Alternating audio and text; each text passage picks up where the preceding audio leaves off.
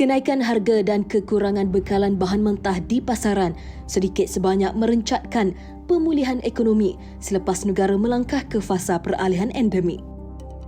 Isu kekurangan bekalan tepung gandum semakin hangat diperkatakan apabila sukar didapati di kebaikan kedai runcit dan serbaneka. Sesetengah pihak mendakwa masalah ini berpunca daripada tindakan India yang menyekat ekspor gandum ke pasaran dunia berkuat kuasa serta-merta apabila berlakunya gelombang haba.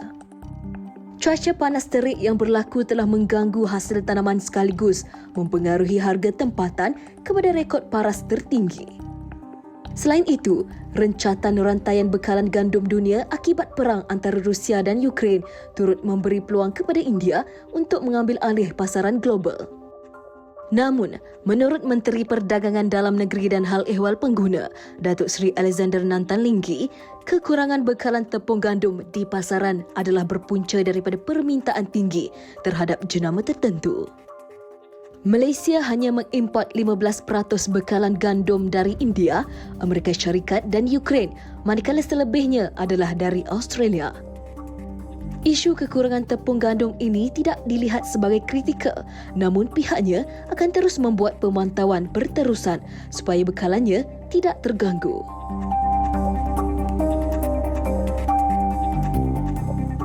Okey, baru kita penuhkan perut kita dengan gandum.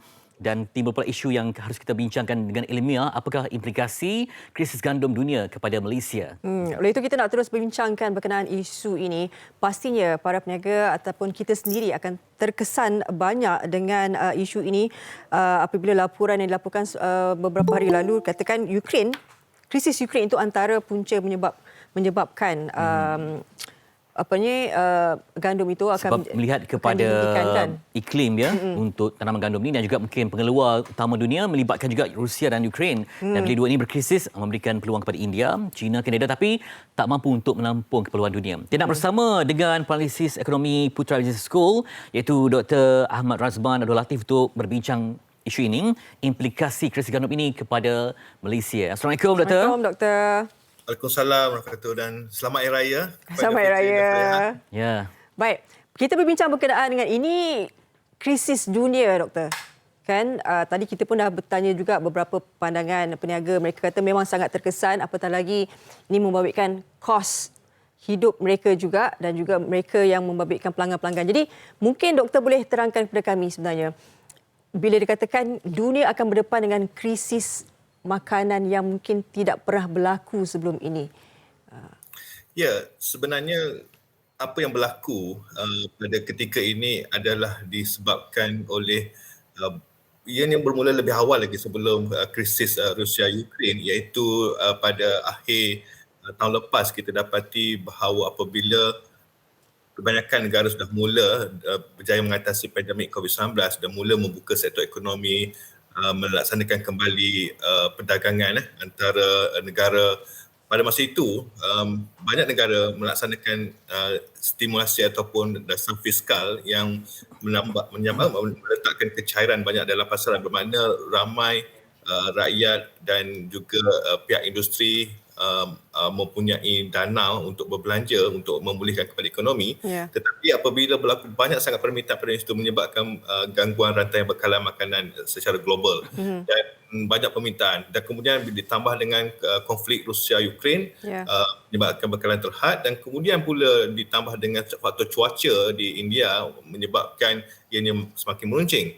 Namun saya juga melihat kalau kita tengok isu bekalan gandum ini, dia ada dua jenis, satu biji gandum, satu lagi tepung gandum yang kesekatan dikenakan oleh India tu biji gandum yang mana negara kita sebenarnya mengimport lebih 80% daripada negara Australia dan juga Amerika dan sebagainya. Jadi dari segi isu sama ada akan mengalami kekurangan bekalan itu, kita mempunyai yang kata sumber import dari negara yang tidak terjejas dari segi pengeluaran.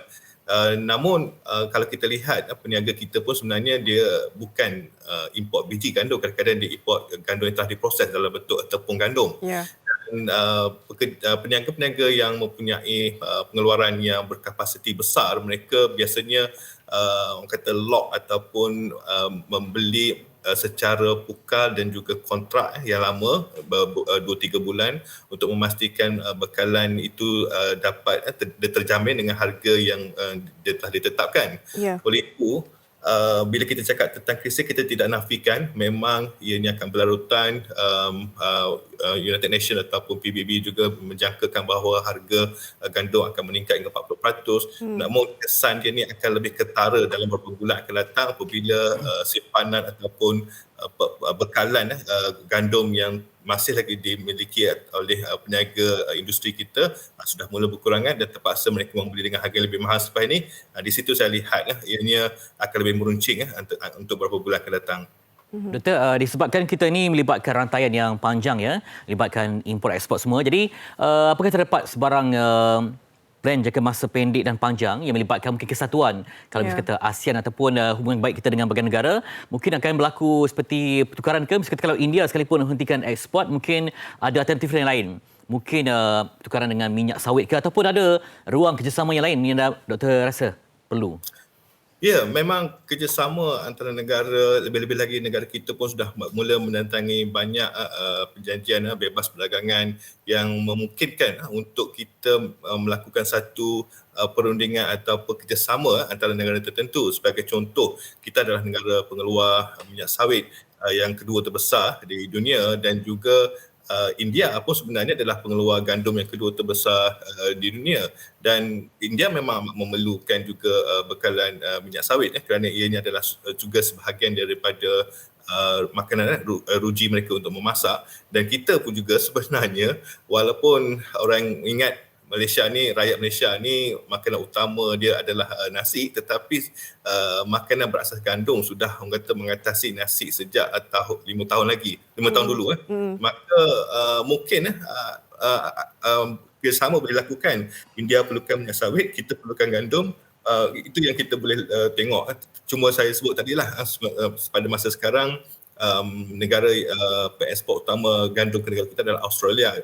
Apa yang kita boleh tambah baik dari segi ini ialah menambahkan lagi kerjasama dengan banyak lagi negara-negara yang menghasilkan gandum supaya kita tidak terlalu bergantung kepada satu negara saja.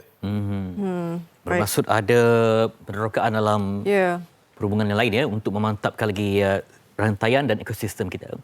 Baik, terima kasih banyak-banyak Dr. Ahmad Razman Abdul Latif, penganalisis Ekonomi Putra Business School, di atas pencerahan tadi, dan kita harapkan semoga adalah jalan sayang kepada kita semua kan, sebab ini adalah krisis dunia yang membabitkan tentang bekalan makanan, rantaian bekalan makanan ini sangat-sangat penting kan. Itu dia, ni baru peringkat awal. Nanti kata doktor tadi ada 3-4 bulan lagi untuk melihat kesan yang lebih kritikal kepada bekalan ini semua. Semoga dipermudahkan dan ada ruang solusi terbaik untuk mengelakkan daripada berlakunya krisis makanan yang berterusan ini.